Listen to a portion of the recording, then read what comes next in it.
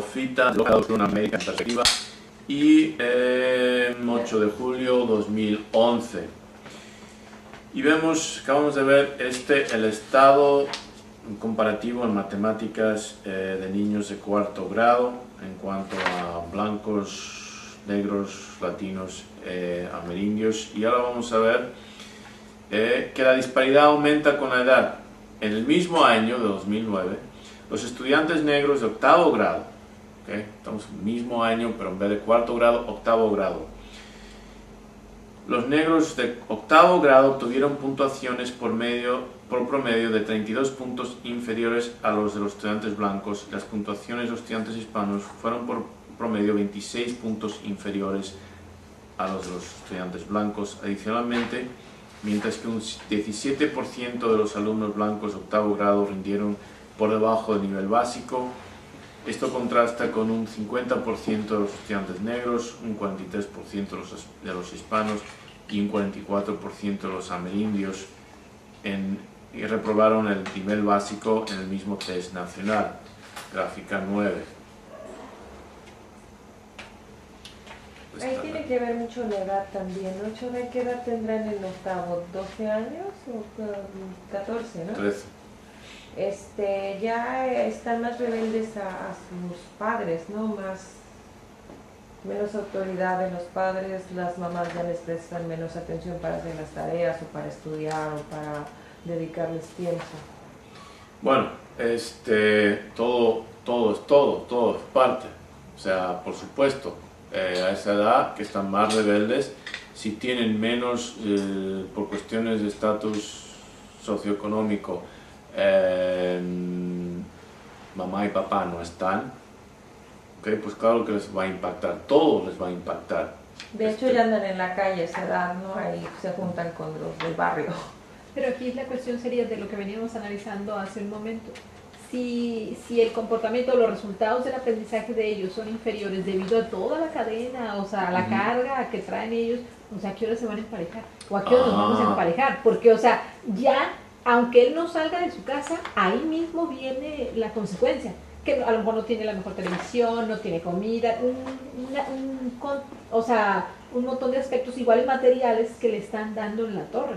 O sea, él no nada más lo señalan, él se siente menos. Exactamente. O sea, ¿y a qué horas se le va a cambiar ese disquete para que Esa es una buena pregunta. Esa es una muy buena pregunta. Continuamos.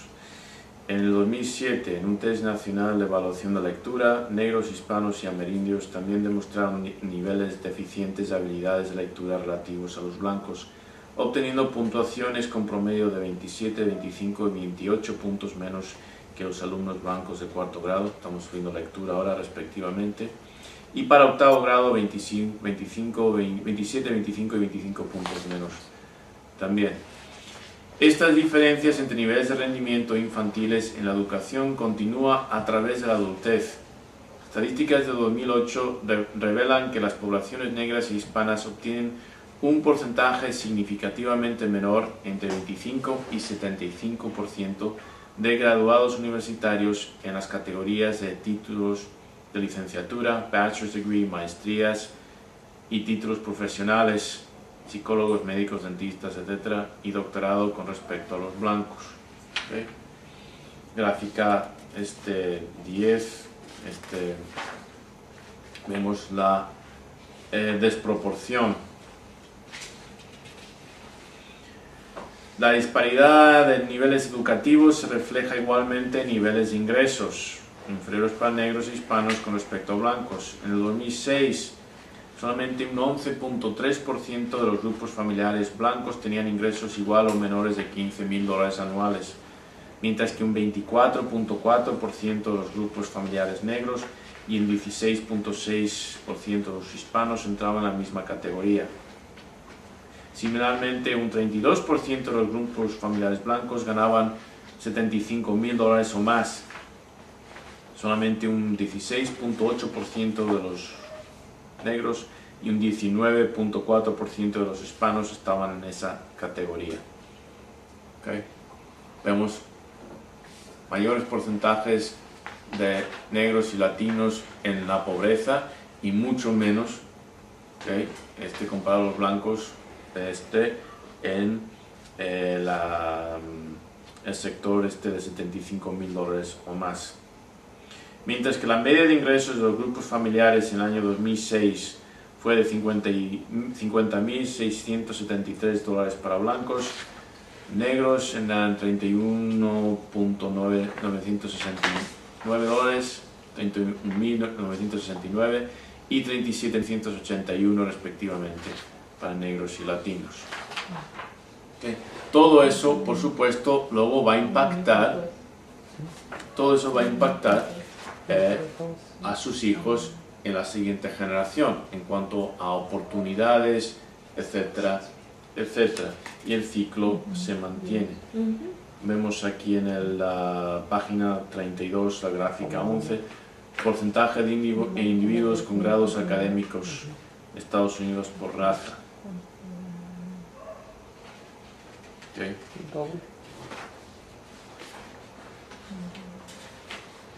Estas disparidades sociales, educacionales, legales y económicas entre la raza blanca y los negros e hispanos en los Estados Unidos han tenido un tremendo impacto en sus juventudes.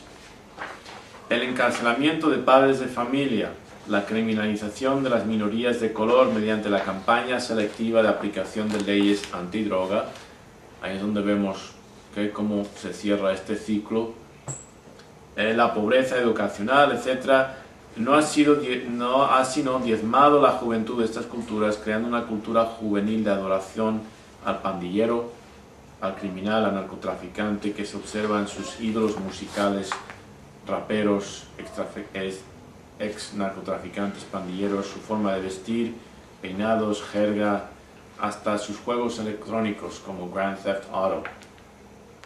De hecho, las pandillas se han convertido en una amenaza primaria en la sociedad americana, con aproximadamente 1 millón de pandilleros operando en unas 20.000 pandillas a lo largo de los 50 estados de la Unión y el Distrito de Columbia a partir de septiembre de 2008. 1 millón de pandilleros.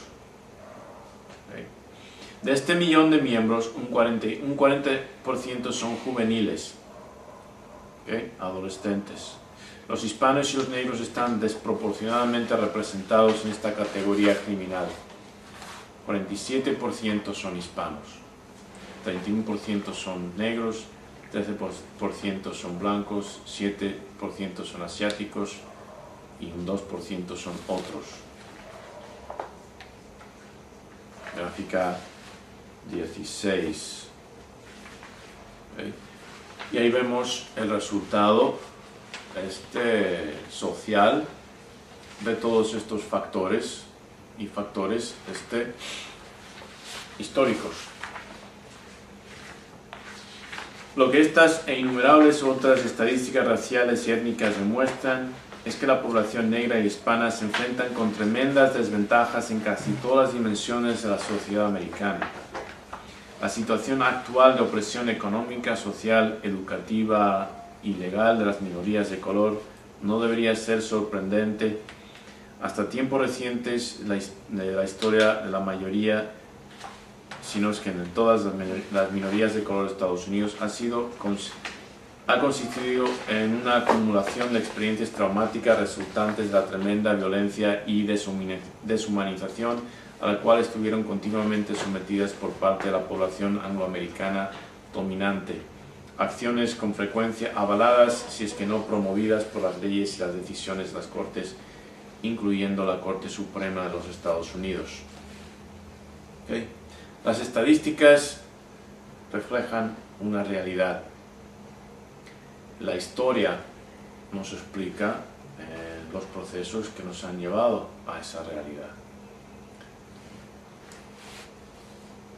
De nuevo, hagamos referencia a la disensión del juez Harlan en el caso Plessy versus Ferguson ante la Corte Suprema en 1896 con respecto a la legalidad de la segregación racial a la cual estaban sometidos los negros aún después de la emancipación de los esclavos, en referencia a la tremenda disparidad existente entre la raza blanca y la negra, que imposibilitaba la mera consideración de una igualdad social.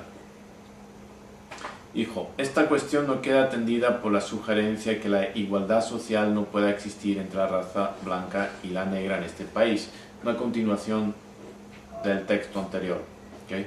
Este fue el caso de, él fue el único juez de la Corte Suprema, del panel de jueces, que no estaba de acuerdo con la decisión que ratificaba la segregación racial. ¿Okay? Dice, este argumento, si es que se puede valorar como tal, apenas merece la pena ser considerado, ya que la igualdad social no existe más entre las dos razas cuando viajando en un tren de pasajeros o en una carretera pública que cuando los miembros de las mismas razas se sientan juntas en un tranvía o en un jurado o se paran juntos en una asamblea política o cuando usan la misma calle de una ciudad o de un municipio o cuando están en la misma habitación con el propósito de que se inscriban sus nombres en un registro de electores o cuando se acercan a la urna de voto para ejercer el gran privilegio de votar.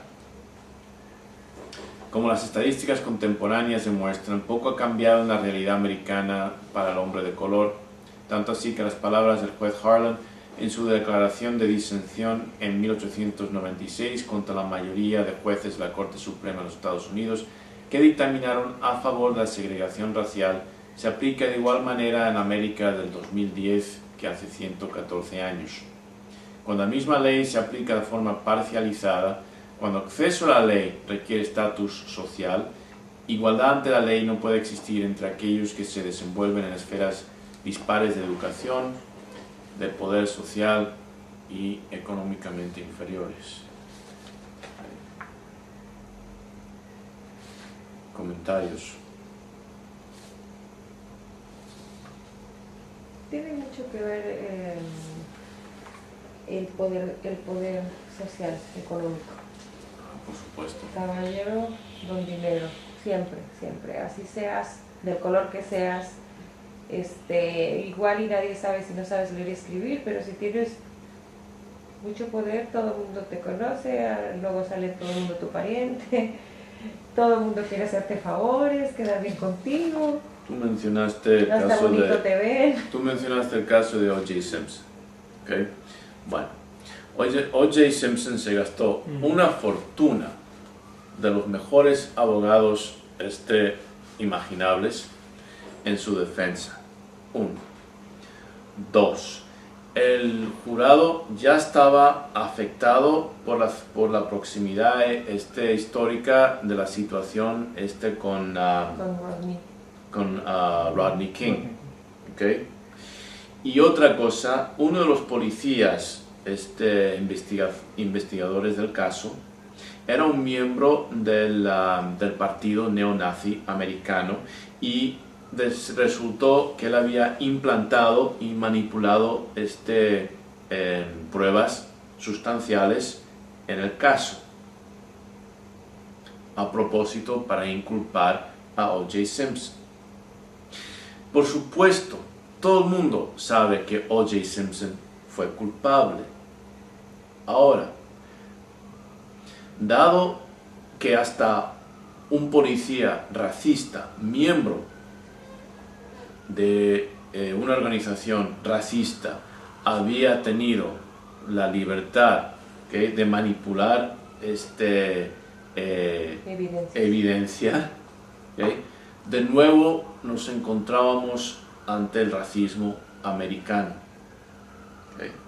Y ese policía, o sea, el mero hecho que un policía pudiera pertenecer a una organización decididamente racista y que se sentía con la libertad en un caso de tan alto nivel, se sentía con la libertad de poder alterar la evidencia, era una indicación más del poderío de la raza blanca. Entonces, el jurado, después les entrevistaron, les preguntaron, bueno, ¿por qué llegasteis a esa conclusión? Bueno, simplemente, el caso del fiscal no se comprobó. ¿Por qué? Porque gran parte de la evidencia clave había sido manipulada, y por un Por detective racismo. por racismo. Y después, esto vino después de la situación de Rodney King, la cual un jurado blanco había absuelto a unos policías. Creo que todo el mundo ha visto los videos, yo los puse en mi blog, la cantidad de policías y la paliza que le metieron a Rodney King, y a pesar de todo eso, habían sido declarados inocentes. La FBI tuvo que arrestarlos después y fueron luego encontrados culpables por violaciones de sus derechos civiles, pero estaba claro que policías, y había latinos entre ellos, pero la policía como una agencia defensora del el mundo blanco en contra de la amenaza negra era inmune, y no querían otra reincidencia de lo que sucedió en Los Ángeles y en otras partes de Estados Unidos, de esta explosión de violencia callejera. En Los Ángeles solamente costó 13.000 millones de dólares en daños. Muy interesante ese caso. Rápidamente una anécdota, porque lo seguí muy de cerca en el día.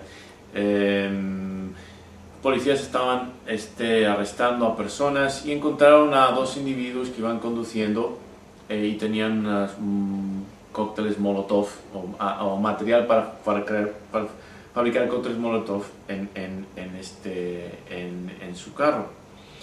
Y entonces les citaron, y cuando aparecieron en la corte, porque entre medias el Estado de California tuvo que llamar a los soldados a que aparecieran en protección a la ciudad, etc., porque la policía no bastaba.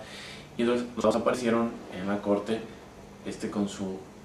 Los individuos aparecieron, eran soldados, con su M16, etc., y el juez dijo: yo no tengo autoridad para desarmar a soldados. ¿Okay? ¿Pero estaban vestidos de civiles o de soldados? Cuando les arrestaron eran civiles. ¿Y traían esas cosas Sí, ahí? pero luego cuando aparecieron en la corte ya estaban activos soldados. Tuvieron que dejarles porque el juez no tenía autoridad.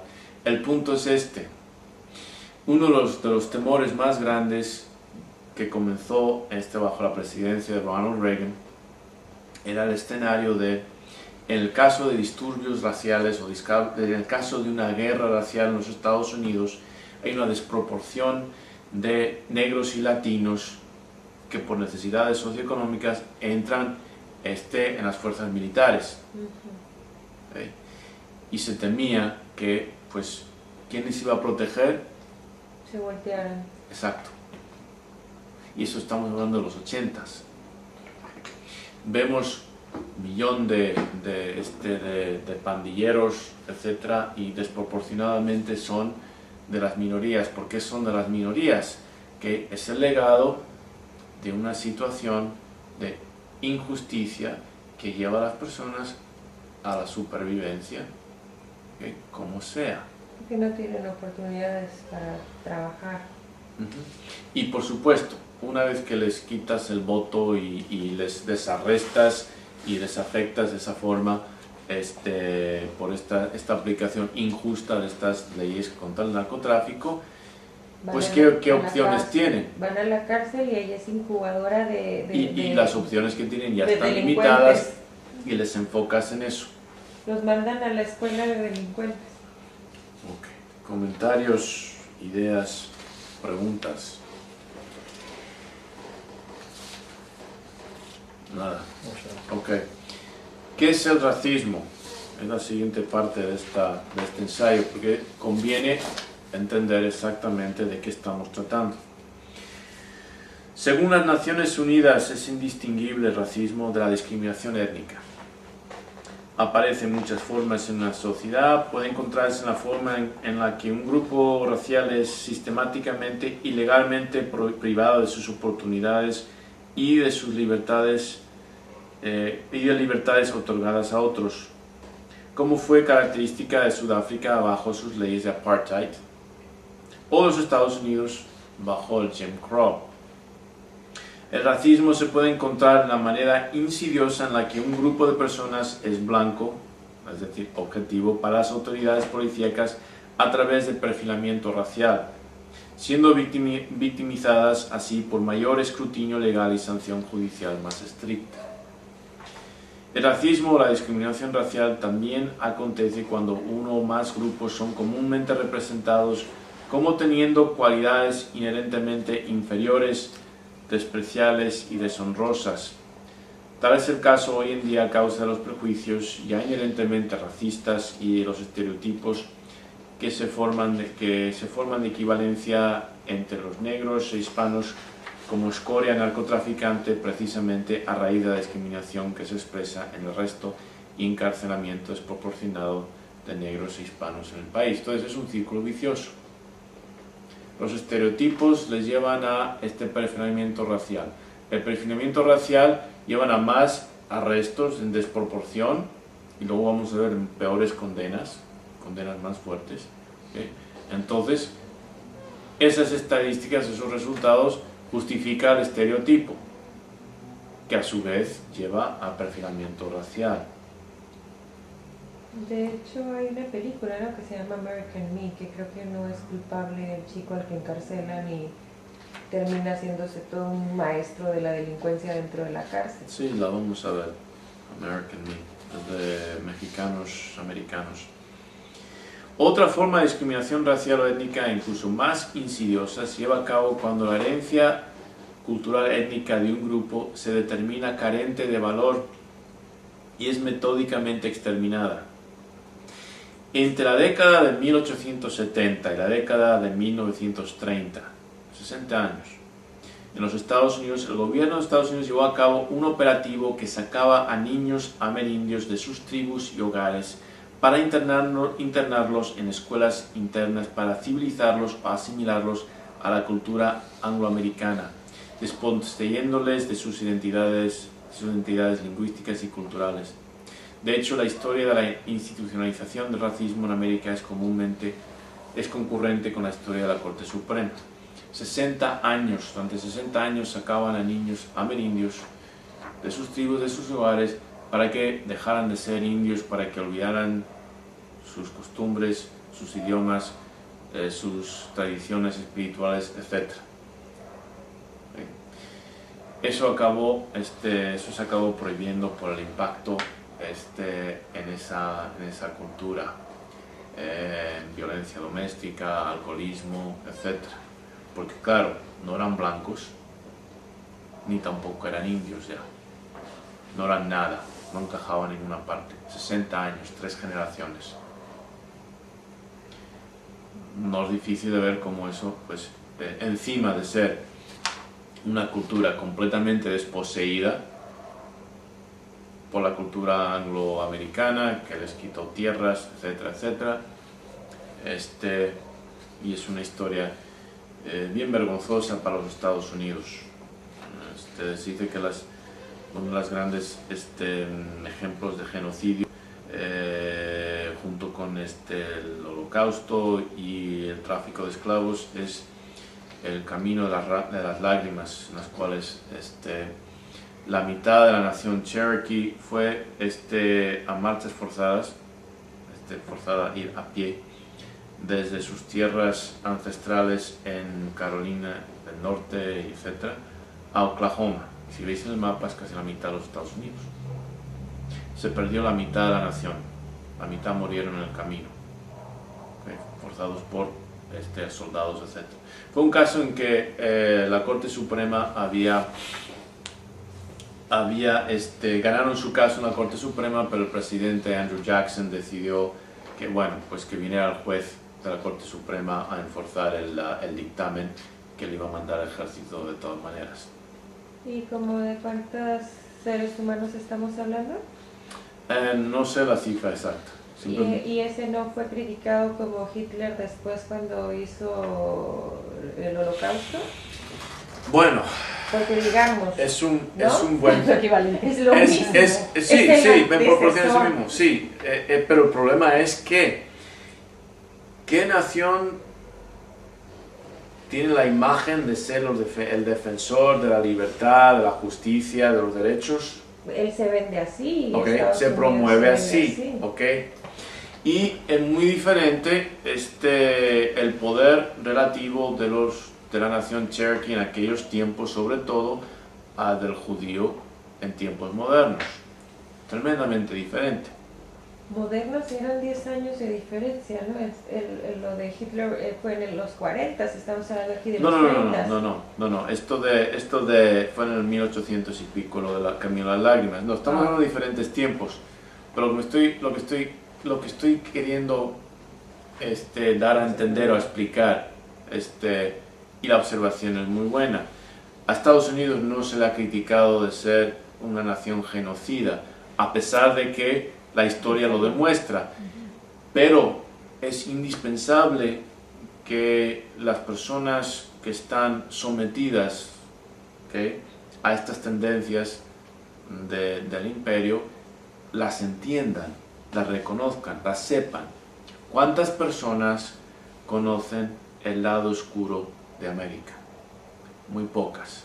De hecho, hemos estado viendo lo de las culturas mesoamericanas indígenas y mencionan que cuando llegan los españoles ven el sacrificio de 20,000 almas, seres humanos que estaban sacrificando en ese momento, que los chorros de sangre, ríos de sangre por todos lados corrían en la Ciudad de México, pues tampoco quedaron como calificados. No estoy defendiendo a Hitler de ninguna forma, no me vayan a mandar un blep, pero me refiero a que él es odiado y es comparado hasta con un demonio. Sí, pero Hitler perdió. Hitler perdió. Estados Unidos no ha perdido todavía. ¿Okay? Es la gran diferencia. Cuando ganas, ¿quién escribe la historia? Los vencedores. ¿Quiénes interpretan el pasado y el presente? El que está en control. Entonces, si alguna cosa quiero que saquéis todos de este estudio, de este artículo, de las estadísticas, que es un entendimiento de los efectos y de las causas. Cuando vemos que el 47% de los pandilleros, Estados Unidos, etcétera, en desproporción, son latinos, hay que entender por qué. Cuando vemos estas disparidades, económicas, educativas, etcétera, hay que entender por qué. Porque el angloamericano típicamente usa ese mismo argumento. La emancipación del esclavo ocurrió en 1863. ¿Por qué no se han levantado? Los latinos vienen aquí y nunca fueron ni siquiera esclavos. ¿Por qué están aquí? ¿Por qué están...? ¿Okay? Pues hay que entender el por qué. Porque si no entendemos nosotros mismos el por qué, acabamos a un nivel muy importante en nuestro inconsciente, creyéndonos la propaganda de que somos inferiores e inherentemente criminales. O los que preguntamos por qué los negros no se han puesto al mismo nivel, pues estamos como disminuyéndolos también, ¿no? Pues o sea, exactamente. Inconscientemente sí. Lo ve uno así como serán intelectualmente menos capaces. Se llega al punto de creernos merecedores de lo que nos sucede. Ajá. O sea, se llega al punto de que pensamos que nos merecemos, o sea, por nuestro comportamiento y nuestras acciones, nuestra conducta, pensamos que nos merecemos que nos traten de esa manera. Como comenta Sholay, o sea, ese es el daño psicológico que se nos crea. Sí, pero en realidad no sabemos, o sea, ignoramos el porqué. No entendemos bien el proceso de por qué países como México están tan por debajo de los estándares internacionales de otros países como Canadá, Australia, Estados Unidos, que también fueron excolonias. Y hay que entender el porqué. Porque no se puede desprogramar si no entiendes el proceso de programación. Todo está en la educación. El gobierno no provee los suficientes medios económicos ni de ninguna forma para que sea educado el individuo. La educación básica, la educación primaria, hasta hace poco tiene más personas graduadas. Hace 20 años llegaban a sexto año. Sí, sí. Hace 30 años estudiaban hasta tercer año. Hace 40 años el que llegaba a segundo de primaria. Pero es más que simplemente educación. La educación enfoca en conocimiento, no enfoca en entendimiento. Y te lo dice alguien que ha dedicado gran parte de su vida en aulas universitarias, y te puedo decir que enfocan en conocimiento, no en entendimiento. Es que va junto con pegado. Entre más conocimiento No. tienes, logras un mejor entendimiento que No es una cierto. persona. Porque hay personas, no es cierto en absoluto. Porque conocimiento es una acumulación de información relativa a tu disciplina. Pero el entendimiento es el porqué. Entendimiento te instala la programación intelectual que te hace preguntar cosas como, por ejemplo, ¿por qué se criminaliza tanto la marihuana si no mata a nadie? Y en la medida en que tantos latinos y países latinos y pueblos de estos países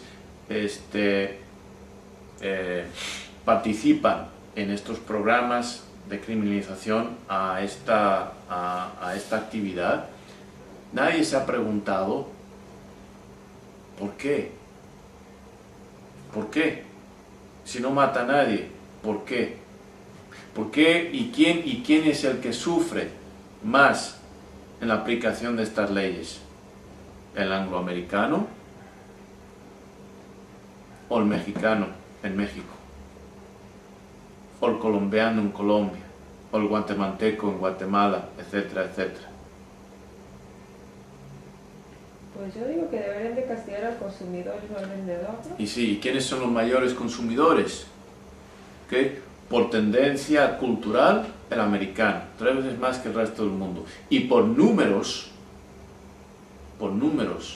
y por acceso socioeconómico, el angloamericano. ¿Y quién está aplicando las leyes?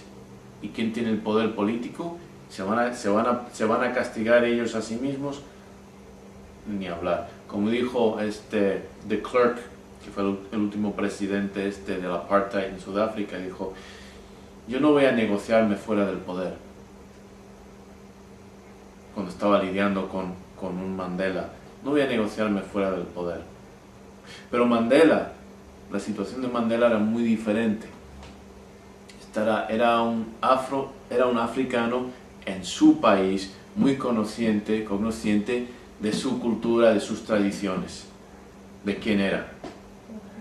Muy diferente. Si hubiera estado en Estados Unidos, Sí. ni siquiera lo dejan salir de la cárcel.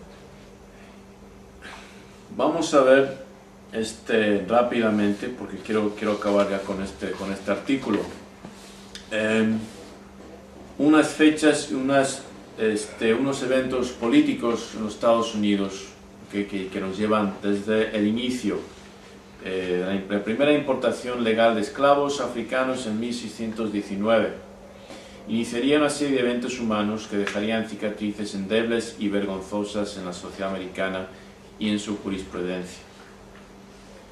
La esclavitud creó una categoría de seres humanos que estaban designados legalmente a ser propiedad de otra categoría, basado estrictamente en su identidad y herencia racial y étnica. Este estado de facto clasificación legal creó por necesidad una iniquidad social, económica, educacional y política que continúa hasta la fecha. ¿Okay? Es muy importante tener eso en cuenta. Desde 1619, la primera importación, hasta 1863, todas las generaciones de africanos que legalmente, o descendientes de africanos, eran legalmente propiedad,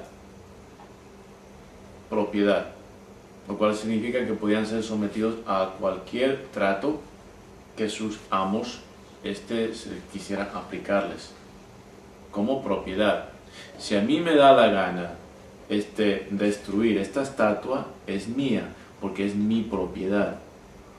Y como amo de un esclavo, si me daba la gana azotarle hasta la muerte o violarla,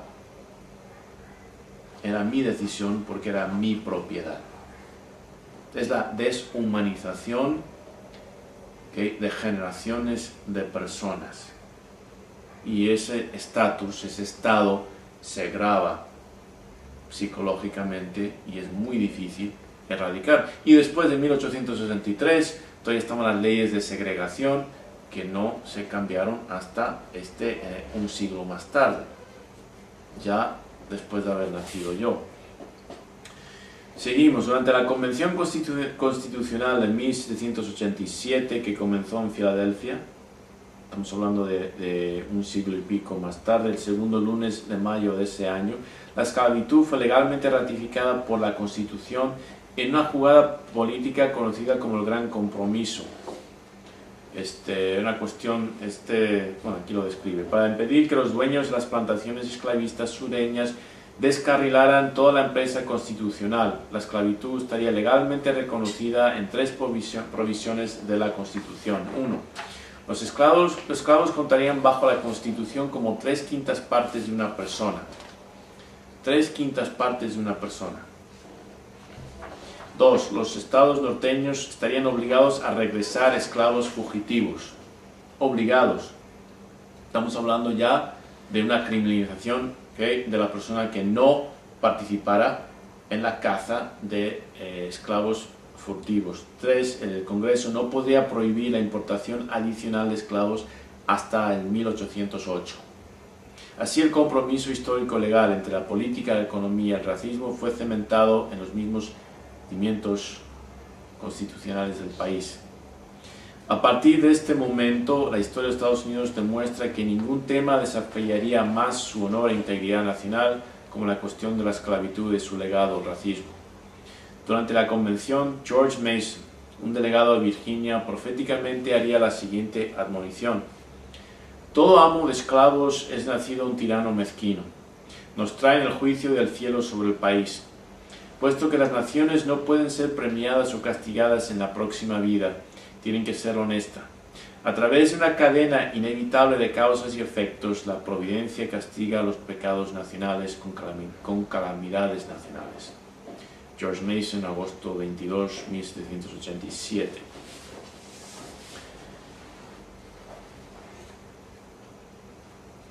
Es relevante para el presente discurso tener en cuenta que la institución de la esclavitud no involucraba solamente labores forzadas bajo condiciones inhumanas, sino que implicaba una serie de procesos degradantes y deshumanizadoras que se justificaba desde la perspectiva de que el esclavo era algo menos que humano. De hecho, era solamente 3/5 partes humano. Como tal, siendo no más que propiedad, el esclavo estaba sujeto a la degradación de presenciar a su esposa e hijas violadas por amos blancos y la disolución de su familia a través de la venta de sus hijos, lo más probable por beneficio monetario.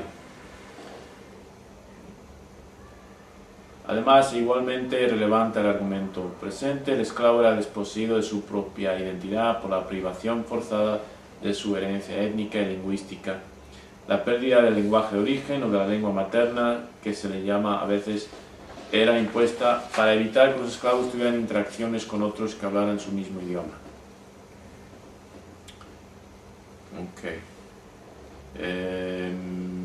Comentarios. Pues ahora que no se quejen los blancos estadounidenses y tienen que mantener a los esclavos de otras etnias, llámese los negros, por ejemplo, que eran esclavos, si se sienten sus amos todavía, le tiene que proveer el amo trabajo y casa y comida, ¿no? Sí, pero una vez que se emancipan,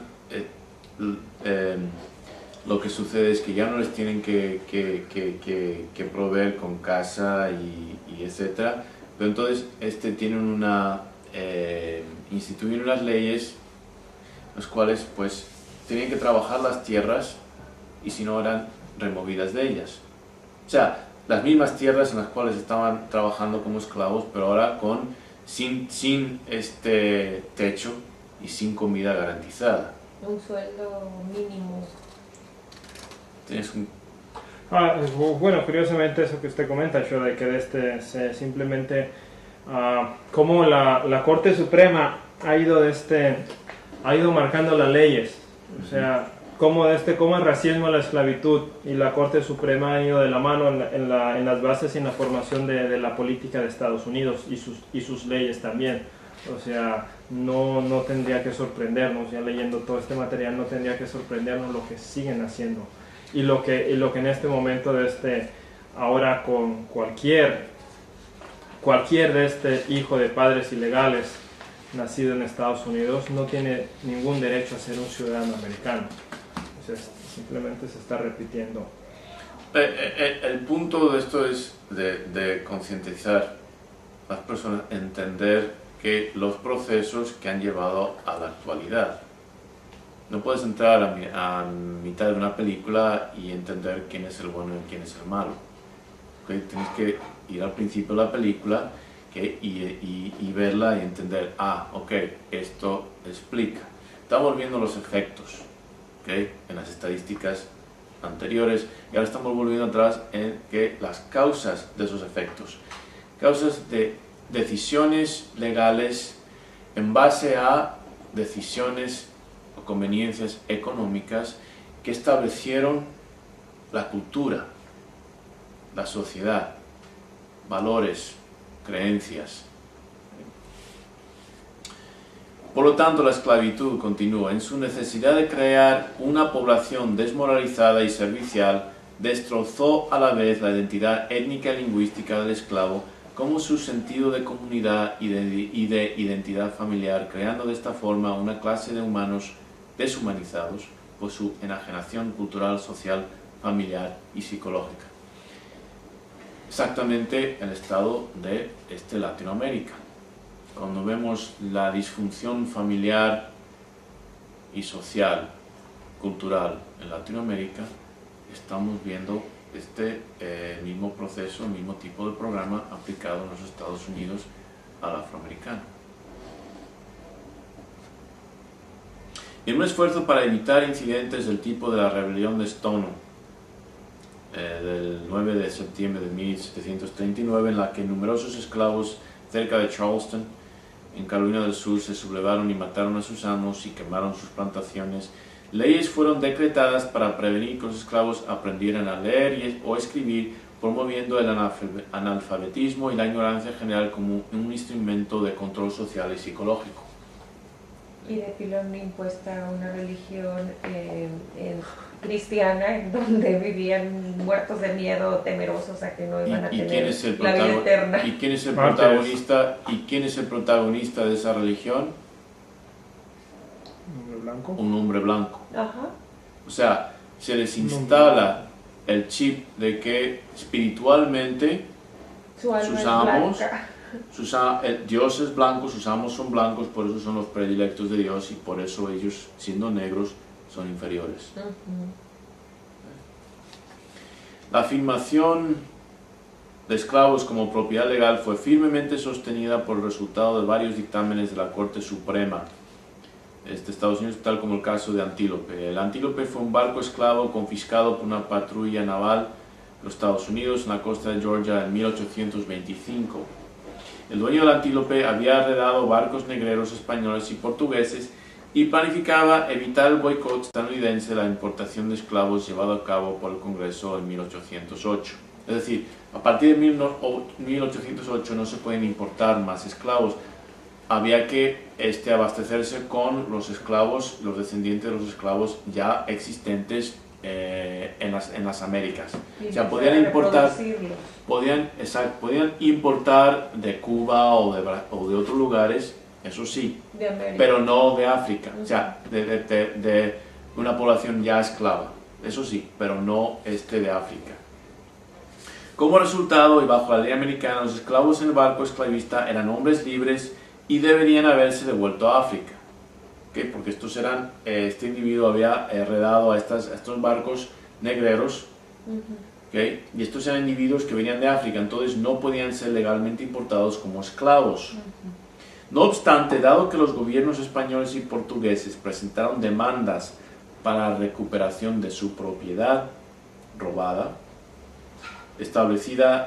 demandas en las que los derechos sagrados de la libertad, este caso establecía, por una parte, demandas en las que los derechos sagrados de la libertad y de la propiedad entraron en conflicto mutuo.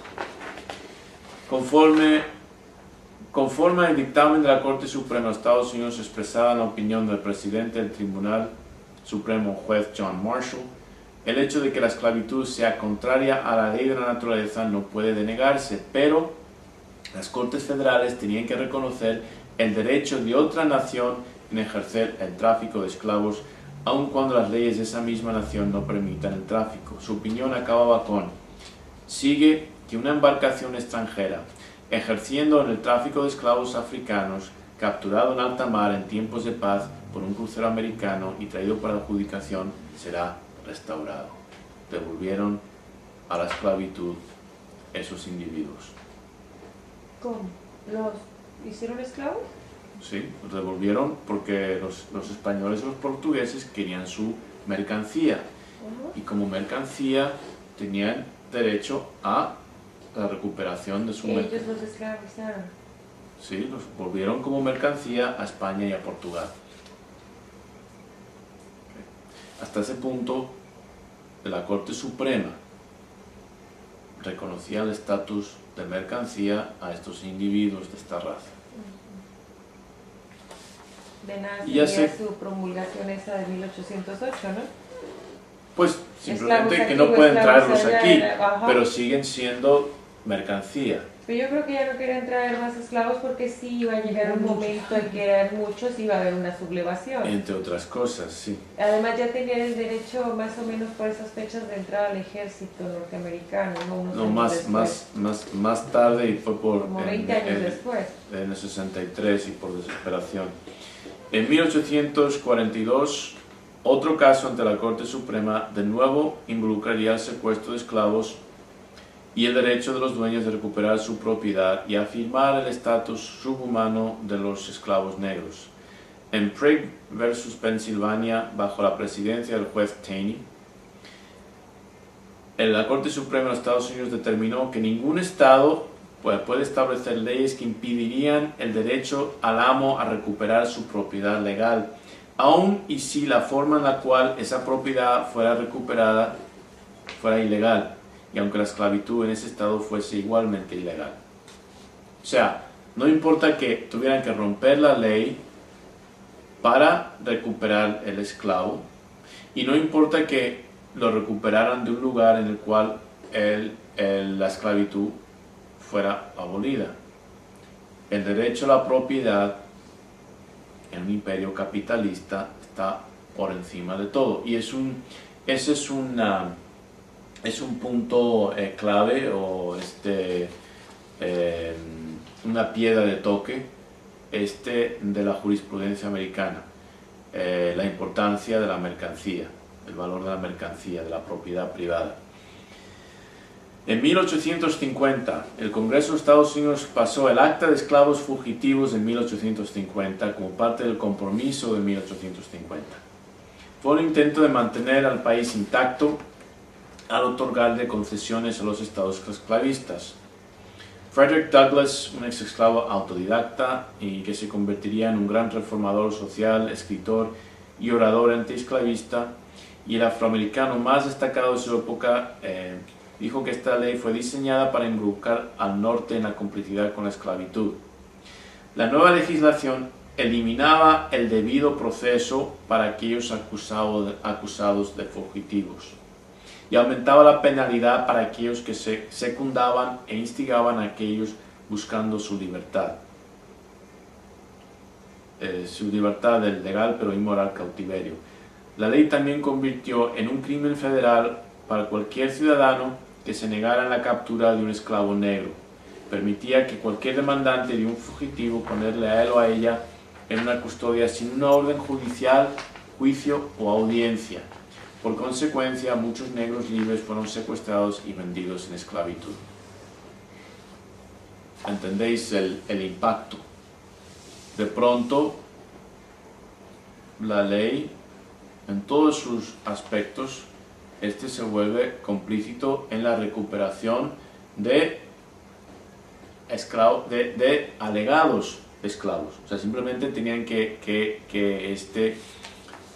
demandar a alguien, a un afroamericano como esclavo, y le podían recuperar sin tener una orden judicial, sin audiencia, sin un juicio, etc. No todos eran entonces libres, o sea, creo que vimos también en una película en donde el esclavo podía comprar su libertad, ¿no? Eso es un caso muy importante ante la corte. Bueno, no, es que había estados en los cuales no había esclavitud, estados norteños. Pero el punto es que ellos fueron obligados a participar en la recuperación de cualquier esclavo fugitivo, y si personas de un estado esclavista venían a ese estado y querían secuestrar, simplemente les acusaban de ser esclavos fugitivos y no tenían que presentar una orden judicial ni nada, con la demanda era suficiente, y bajo ley federal los demás tienen que participar, ayudarles. Era un delito federal no ayudar en la recuperación de estos individuos. Un amo blanco que ayudara a conviviera con un negro como si fuera igual, ¿tenía algún castigo? Era su propiedad. Muchos de los amos blancos tenían hijos. No me refiero a eso, me refiero a que le diera una propiedad, le diera un trato, tú por tú, lo mandara a estudiar a una escuela, lo sentara junto a él en la mesa. No podían, bajo ley no podían participar en la enseñanza de esclavos en ciertos estados. Era prohibido que aprendieran o que se les enseñara. Estamos hablando de una institución dedicada a la subyugación de estos individuos para la esclavitud, tanto en su aspecto cultural como social. Querían evitar a toda costa, querían mantener su estatus de mercancía, punto. ¿Y para qué quiere un esclavo aprender a leer y escribir si está destinado a ser esclavo? Lo único que haces es crearte problemas. Tenéis que entender las ramificaciones de estas reglas. Es muy importante comprender hasta qué punto la esclavitud era una institución cultural en los Estados Unidos. Y estamos hablando ya de 1850. Desde cuando empezó la primera importación, 1619, si no me equivoco.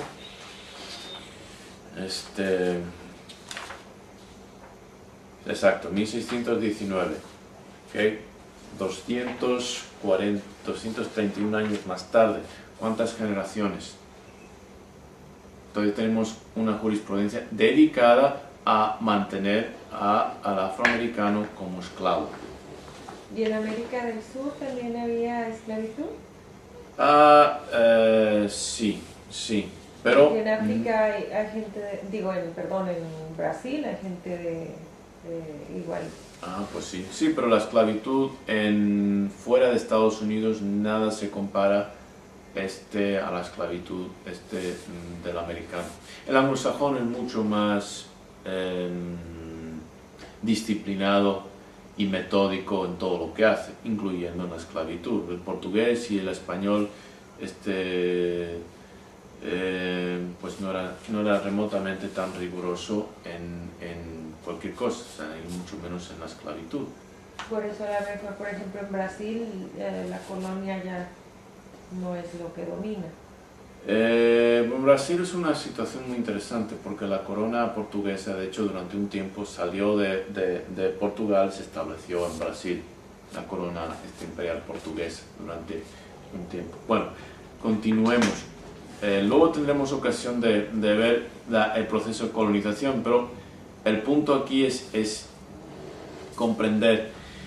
Tal vez el dictamen más controversial de la Corte Suprema respecto a la política y la economía del racismo, una que dejó una mancha imborrable en la legitimidad de la Corte Suprema para dispensar justicia en cuestiones de raza, una decisión que deshonraría la historia de Estados Unidos y de la premisa de libertad y justicia para todos, y que se consideraría como una causa indirecta de la guerra civil, es el dictamen del caso Dred Scott contra Stanford en 1857.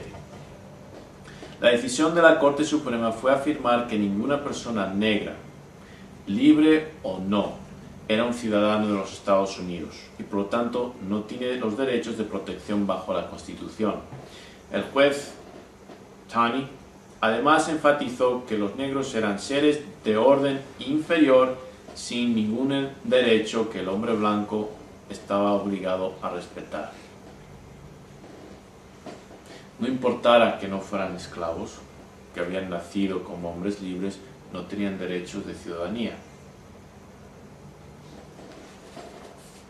Esa opinión histórica del juez Taney ha sido clara y repetidamente reflejada a través de la historia política, legal y cultural de los Estados Unidos desde sus comienzos como colonia británica hasta la fecha.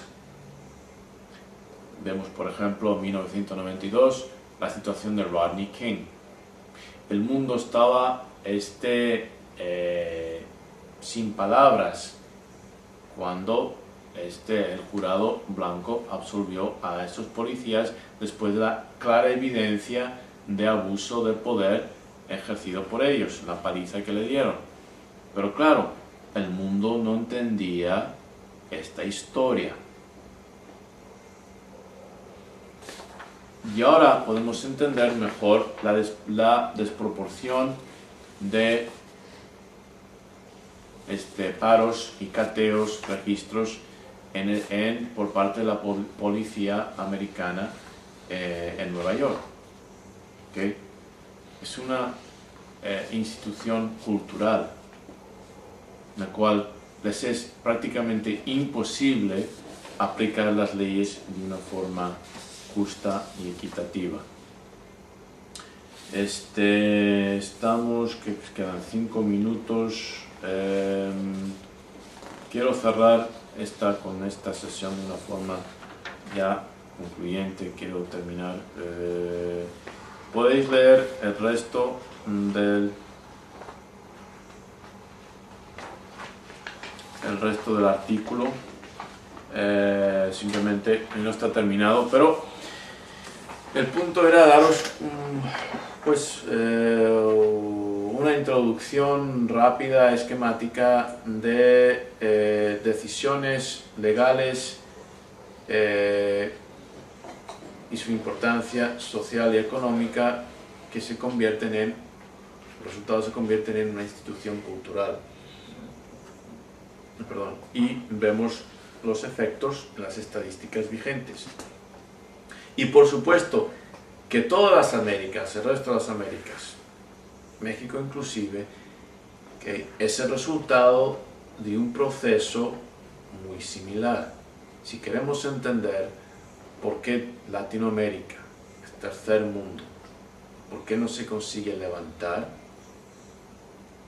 es el mismo modelo, aplicado al mismo proceso, aplicado a otras circunstancias, pero el resultado es muy similar, porque la pregunta que muchas veces se hacen americanos y europeos, que qué pasa con los latinoamericanos que ya echaron los españoles y por qué no están al nivel de Estados Unidos o de Canadá, etc.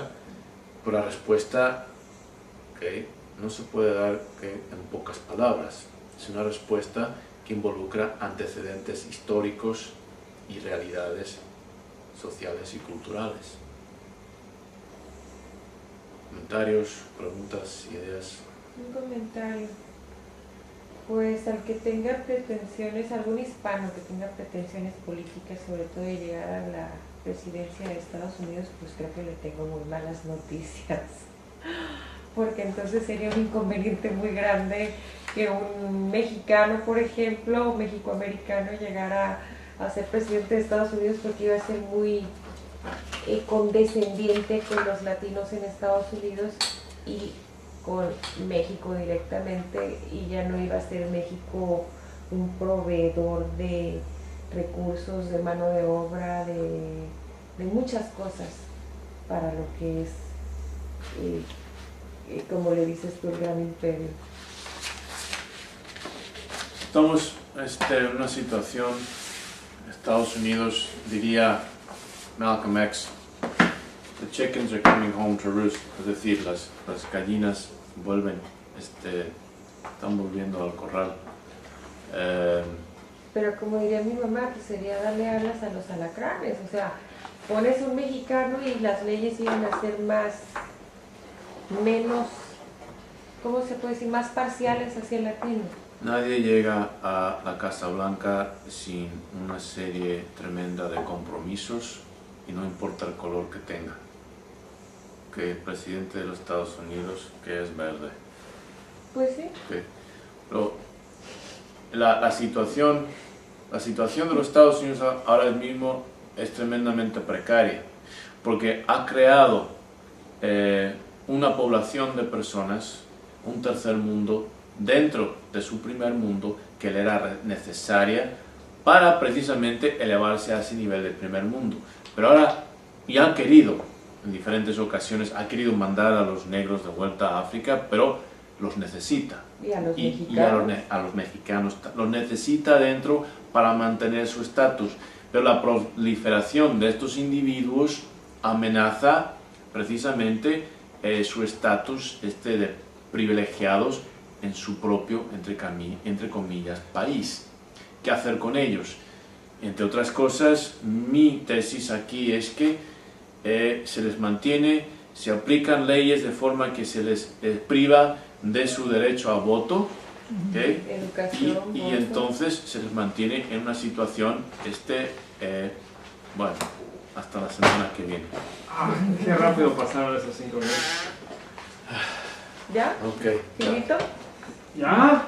9. Ahí tiene que ver mucho la edad también, ¿no? Chove, ¿qué edad tendrán en octavo? ¿12 años o 14, no? 13. Ya están más rebeldes a sus padres, ¿no? Menos autoridad de los padres, las mamás ya les prestan menos atención para hacer las tareas o para estudiar o para dedicarles tiempo. Bueno, todo es parte. O sea, por supuesto, a esa edad que están más rebeldes, si tienen menos, por cuestiones de estatus socioeconómico, mamá y papá no están, okay, pues claro que les va a impactar, todo les va a impactar. De hecho ya andan en la calle a esa edad, ¿no? Ahí se juntan con los del barrio. Pero aquí la cuestión sería de lo que veníamos analizando hace un momento. Si el comportamiento o los resultados del aprendizaje de ellos son inferiores debido a toda la cadena, o sea, a la carga que traen ellos, o sea, ¿a qué hora se van a emparejar? ¿O a qué hora nos vamos a emparejar? Porque, o sea, ya, aunque él no salga de su casa, ahí mismo viene la consecuencia. Que a lo mejor no tiene la mejor televisión, no tiene comida, un montón de aspectos iguales materiales que le están dando en la torre. O sea, él no nada más lo señalan, él se siente menos. Exactamente. O sea, ¿y a qué horas se le va a cambiar ese disquete para que Esa ya no es se una sienta buena menos? pregunta. Eso es una muy buena pregunta. Continuamos.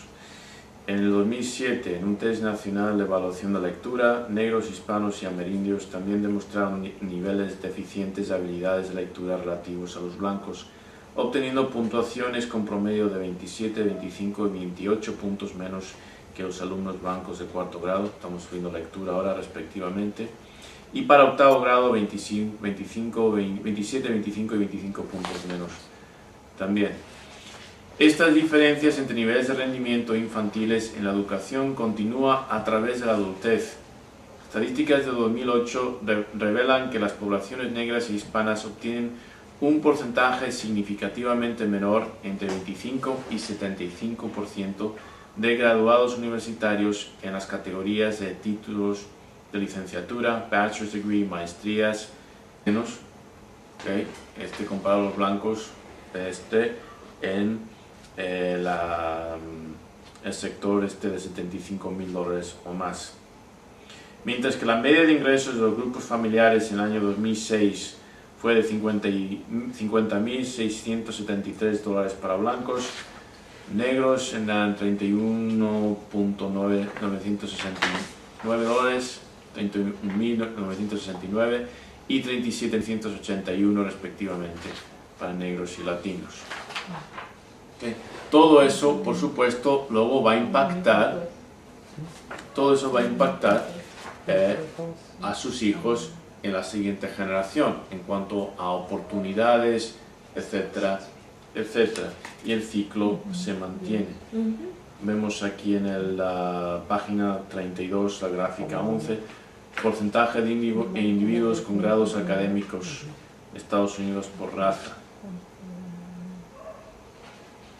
Okay.